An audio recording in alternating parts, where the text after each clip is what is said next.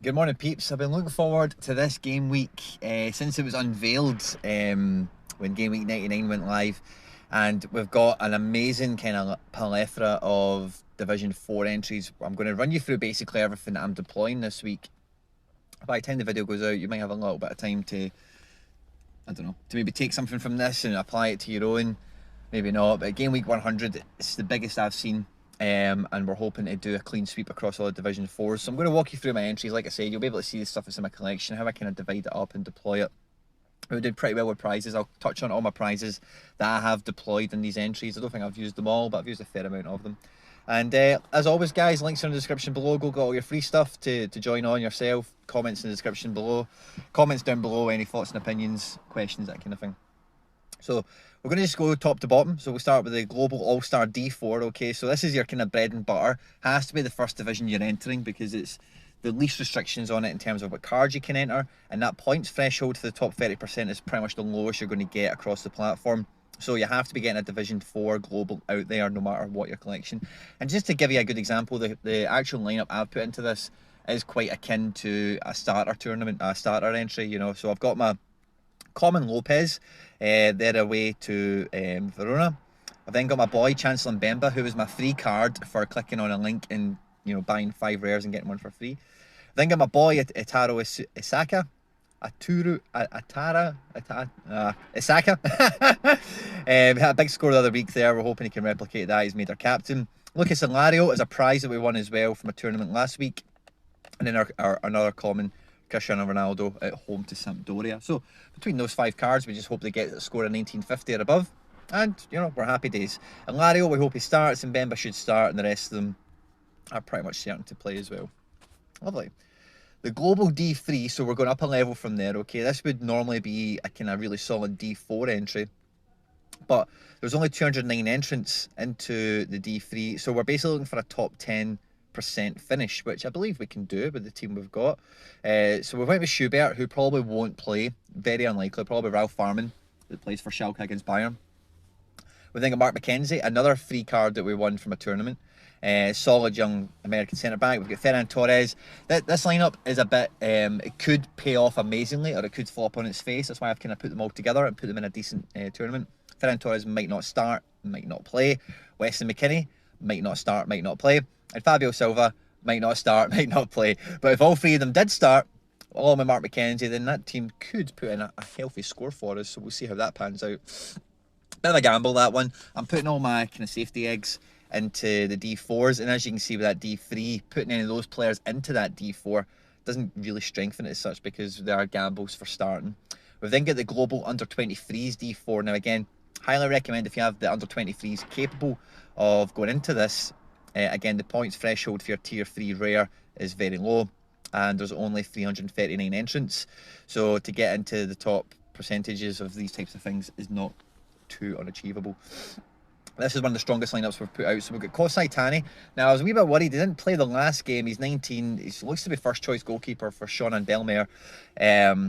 Gabriel, we didn't play him last game week, so we didn't think he was going to start. We expect him to do again against West Ham. Lee Kang In, great start to the season, Celta Vigo. And then we've got the 2 Bruges boys, Yusuf Badji and Crepin Diatta, away to Zult Wagarim. Now, Zult Wagarim, when I used to do traditional bets, were always great for goal games. So I expect that game to have lots of goals in it and these guys to be in amongst it.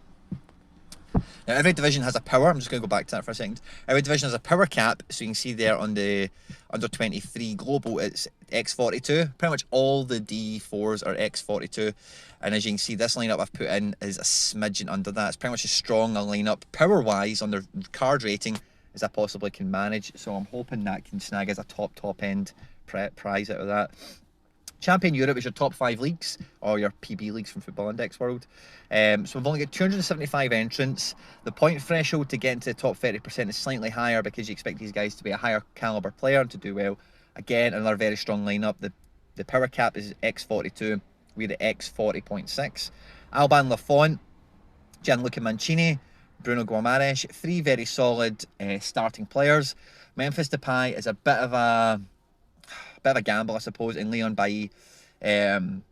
should play, and we would expect that to do well. We hope it does. Fingers crossed on that. Even if Depay was to come off the bench, the last game he came off the bench, he scored a 63. So even if he does come off the bench, it's not all lost from that. Exciting stuff, guys. We're not even halfway through. So we now have the Challenger Europe. So this is outside Europe's top 5 leagues. So your Belgian, your Russians, your Portuguese, all this type of stuff. Point threshold, again, is a bit higher. And the entrance, again, we've only about 300 or so, so competition is there to be had. Igor Akinfeev in goals. My boy Zinho van Hoosten is in the back. Joãozinho is my first prize that I won from a tournament. He's in there. Albin Ajeti, I hope he starts against Thistle, didn't play against St Mirren. And then our boy Jordan Larson. So again, this is cheap. This team, with the exception of Akinfeev, we paid a few quid for him, but the rest of that team we put together very cheap. Joãozinho obviously was a freebie, which was nice because he's moved to Sochi from Dino Moscow. He's been playing a lot, so he's quite a cheap card if you can get him, and he's fairly useful. And then the Americas, this is the last of it. So I've got more MLS players than anything else. So the D4, we've got Krapau, probably won't play. He's had finger surgery and a broken thumb. Eddie Segura, probably my most expensive defender I've bought, probably. Jesus Medina, big fan, should come into some form. Tommy McNamara, big fan from when he played at NYC. He's no longer there now, but he's had some good scores recently. He's been playing for the Revs, which is cool. And then Pania plays for the Revs. He was a prize. We bagged him last week.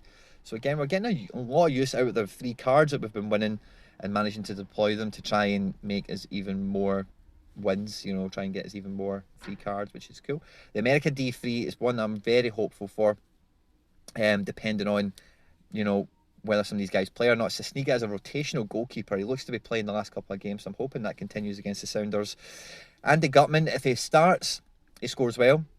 Kevin Paredes is 16 years old. He's been playing left wing back. He's been playing number 10. He's been playing centre mid.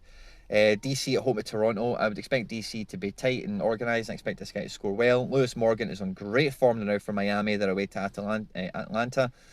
And then Castellanos, he probably won't start. I hope he does because Hebert has been awful. And if he does start, then this D3 outfit could cause some problems for the competition that's in there as well.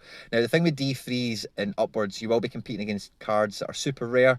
So there's only 58 competitors. So I'm really looking for a top half finish-ish with that lineup, which, if the right set of circumstances happen, isn't beyond the realms of possibility. And we managed to bag a super rare Latif Blessing about a month ago. And that was from a D2 entry that we done. So America D2 has 34 entrants. So basically top third, and we're looking at getting an R super rare. Again, in this division, I will be competing against a lot of super rare cards. Maybe a unique, I'm not too sure. I've not dabbled in uniques, so I'm not too sure power-wise if they quite fit in here. I suspect they will. Steve Clark, solid goalkeeper, will be starting. John Mensah is a free card that we won. Jesus Medina, we traded him with the Latif Blessing. It's a really good trade. I'll tell you about that later if you want. Drop a comment below if you want to know the details of that.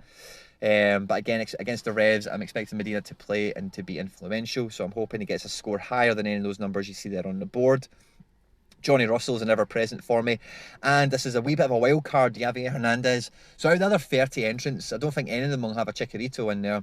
And it looks like he's just back from injury. He's just came off the bench with his last score there of 33. So I'm hoping he starts. And against Colorado Rapids, they can be leaky at the back. So if he does start, along with Christian Pavone, Efrain Alvarez, those types of guys, and I'm hoping the Galaxy can put on a good score with Chicharito returning and give it as a wee surprise in that D2 entrant. It is a wee bit of a wild card. The main thing I'm aiming for is a clean sweep across the D4s. If I was to bag minimum prizes from all of them, I'd be super happy. But like you can see, guys, the collection I've got at the moment, of the gallery, I beg your pardon, we've got 74 cards.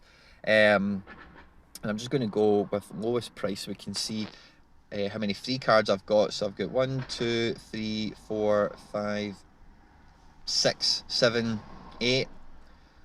I've got 8 cards that I've won. The Carlos Vela was also involved in that trade, so I'm not counting him as number 9, you know, but we've won 8 cards basically over a 2.5 month period, and the majority of those cards are going into tournaments and actually pulling us out more cards. So we're doing really, really well, guys. This is the biggest game week that I've seen, and I hope you're involved. You know, if you haven't joined SoRare yet, Ether was down a nice bit last week, and it was a great opportunity to jump on. If you have missed that, Ether's still low enough. It's but I've been giving some advice to people who've been DMing me Study the ether price as much as you can before coming on to SoRare, because you want to acquire your coin as cheap as possible.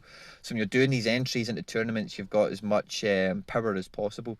The game week that's just finishing, we only had one entry just because of the way the fixtures panned out, and we managed to bag a prize from that. We're like 80 points away, I think, from or where are we? 2-1-1-4. Yeah, so we scored 2-1-1-4. We basically finished just under 100 points away from a tier 2 rare, so we're just going to be bagging a tier 3 rare on that, even though we finished like top 5% or something like that across the board. We just missed out on that big prize, and the reason being I picked pretty much the only captain that it was the worst. If I picked anyone else as a captain, I would have bagged that tier 2 prize. So a Jetty starting on the bench and then not coming off to score really hurt us. If I picked anyone else, then we would have absolutely cruised it to a tier 2 rare, which would have been lovely. If you're new around here, guys, make sure you like, subscribe, share, retweet, all that good stuff. Stay out of trouble, and I'll catch you on the next one. Take care. Bye-bye.